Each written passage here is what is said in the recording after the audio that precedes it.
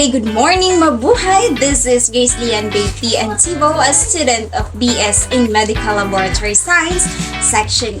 And for today's video, I'll be showing two caricatures conceptualized and made by artists. So what do you think, guys, our caricature is all about? To enlighten you,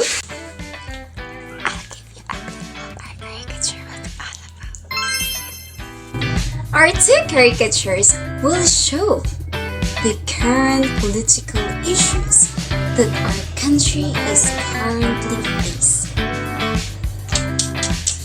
One of our caricature is somehow relatable to those person who keep saying promises without keeping them.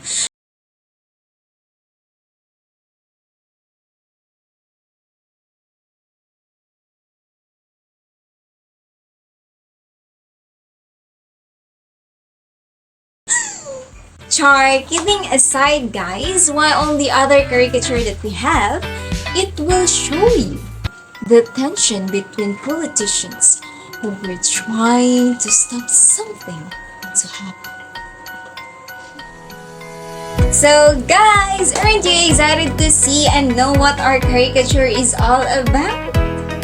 Well, without further ado, allow me first to introduce my groupings. Hold your breath as you see and witness the goddess beauty that they have. Let's go! Hi everyone, I am Maria Juliana Paulina Salo. Hi, my name is Caricature Biabaw. My name is Rowella Quadragria. Hi, I'm Bonnie Claire Vivo Nachita. Hi, my name is Adasa Angela Camelo. Hi, I'm Arian Feby Balindong. Hi, I'm Cristel Monique Catao. My name is Jessica Beatrice P. Amper. Hi, I'm Brian Allen M. Augustine. Hi, I'm Sophia Gabriel Buslon from BSMLS Section E. So guys, what do you think? Aren't they gorgeous and handsome individuals? Well, those few individuals will help us and show to us what was the caricature will be about. So what are we waiting for? Let's begin.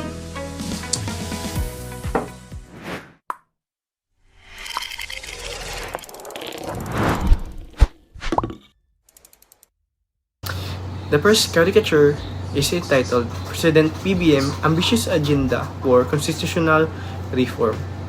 A man holding a gavel. The central figure in the caricature is a man representing President Marcos. He is depicted holding a gavel, which is typically associated with authority and in control in legal or parliamentary proceedings. In this context, the gavel symbolizes the president's attempt to propose an idea or initiative, particularly the proposal for a charter change. It signifies his intention to introduce and advocate for this change, indicating his role as the leader pushing for the implementation of the proposed reform. The senator trying to stop the president. So beneath the gavel, there is a depiction of a senator. So this senator is shown holding the gavel with firm hands and attempting to stop or resist the president's action.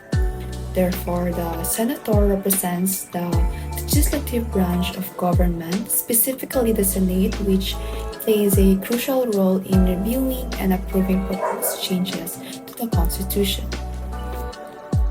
As for the symbolism of the senator's resistance, the senator's action of trying to stop the president's gavel symbolizes the opposition and resistance from the legislative branch against the president's proposed charter change. It suggests that there is a disagreement or conflict between the executive and legislative branches of government regarding the proposed reforms. The firm grip of the senator's hands conveys determination and may be resolve in resisting the president's actions, and indicating here a significant barrier to the implementation of the proposed changes. Overall, the caricature vividly illustrates the complex dynamics of governance and decision-making, portraying a scenario where a determined president seeks to enact significant changes only to face resistance and opposition from other branches of government, particularly the Senate. But what does this illustration really mean? This means that the Philippines has undergone several constitutional transformations since gaining independence in the year of 1946. The 1935 Constitution, established during the Commonwealth era, provided the framework for the country's governance until the declaration of martial law in the year of 1972. During the martial law period, then President Ferdinand Marcos promulgated the 1973 Constitution, which centralized power and extended his rule. The subsequent People Power Revolution in the year 1986 led to the adoption of the present Constitution, emphasizing that democracy, human rights, checks, and balances. In this dawn of time, President BBM proposes charter change that purportedly aims not for political interests but for the wellness of his beloved country, which is manifested through number addressing structural challenges. One of BBM's primary motivations for proposing charter change is to address structural challenges within the Philippine political and economic system. He argues that the current centralized government structure hampers development and perpetuates inequalities between regions. By shifting to a federal form of government, BBM believes that the power can be decentralized, allowing regions to have more autonomy in decision-making and resource allocation. Number 2 is promoting economic growth. BBM advocates for charter change to liberalize economic provision and attract more foreign investments. He contends that the current restriction on foreign ownership hinder economic growth and innovation. By relaxing these restrictions, BBM believes that the Philippines can become more competitive in the global market, create jobs, and stimulate economic development. Another rationale behind President Marcos' proposal for charter change is to empower local governance and promote grassroots democracy. He argues that giving more authority to local governments can lead to more responsive and accountable governance, as local officials are better positioned to address the needs and priorities of their constituents. This in turn can contribute to greater efficiency in service delivery and resource management. President Marcos also cites historical grievances as a reason for proposing charter change. He contends that certain regions, particularly those in Mindanao and other marginalized areas, have long been neglected and marginalized by the central government. He cites examples of infrastructure deficits, economic disparities, and unresolved conflicts that have persisted for decades, despite promises of development from successive administrations. By implementing federalism, PBBM aims to address these historical injustices and promote inclusivity and social justice. Enhancing political stability. Finally, BBM argues that charter change can contribute to enhancing political stability and fostering national unity. He contends that a more decentralized government structure can mitigate complex tensions between the central government and regional authorities. Moreover, by promoting inclusive governance and addressing long-standing grievances, charter change can help build trust and solidarity among diverse ethnic and cultural groups in the Philippines. However, charter change has been met with significant opposition from the Senate. First, preservation of democratic institutions. The Senate's opposition stems from the concerns about the potential erosion of democratic principles and institutions under BBM's presidency.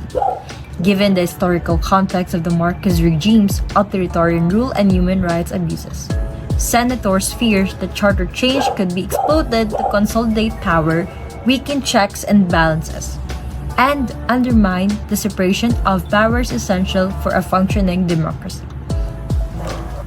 Lack of transparency and consultation. Another key reasons for the Senate's opposition is the perceived lack of transparency and meaningful consultation. In BBM's proposal for charter change, senators argue that any amendments to the Constitution should undergo thorough deliberation and involve broad-based public participation to ensure legitimacy and accountability. The absence of such inclusive processes raises concerns about democratic legitimacy, proposed changes, undermines public trust in the government's intentions. Protection against authoritarianism. The Senate serves as a crucial bulwark against authoritarian tendencies and abuses of executive power. Opposing charter change is seen as a means to safeguard democratic governance and prevent the resurgence of authoritarianism, particularly given BBM's familiar ties to the Marcos dictatorship. Senators argue that maintaining the status quo provides necessary check on potential abuses of power by executive branch. Potential for political dynasties. Charter change could also exacerbate concerns about political dynasties and concentration of power within certain families. Senators oppose amendments that may further entrench political elites and undermine efforts to promote political competition, accountability, and representation of diverse interests. They argue that any changes to Constitution should aim to strengthen democratic institutions and promote inclusive governance rather than perpetuate existing power structure, safeguarding national unity and identity. Finally, the Senate's opposition reflects a commitment to preserving national unity and identity in the face of divisive proposal for charter change. Senators argue that any amendment should prioritize the common good and reflect the aspiration of the Filipino people as a whole, rather than serving narrow partisan interests or elite agendas. They emphasize the importance of upholding shared values, principles, and aspiration that transcends political divides and promote social cohesion. The debate surrounding charter change in the Philippines encompasses a broader discussion on governance, democratic principles, and national identity. It reflects the complexities and challenges inherent in pursuing institutional reforms while navigating divergent interests and historical legacy. Moving forward, addressing these issues will require careful deliberation, inclusive dialogue, and a shared commitment to building a better future for all Filipinos regardless of political affiliation or personal agendas.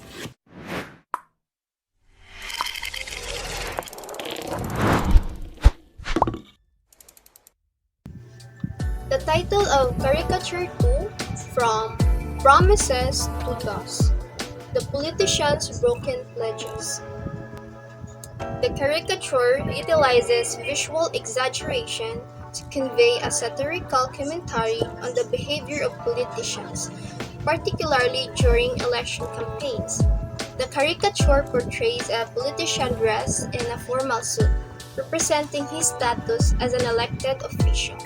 The exaggeratedly oversized mouth emphasizes the concept of him making gratuitous promises during his campaign. This exaggeration suggests that his promises were largely unlikely, unrealistic. Behind the politician, there's a stack of paper labeled Campaign Promises.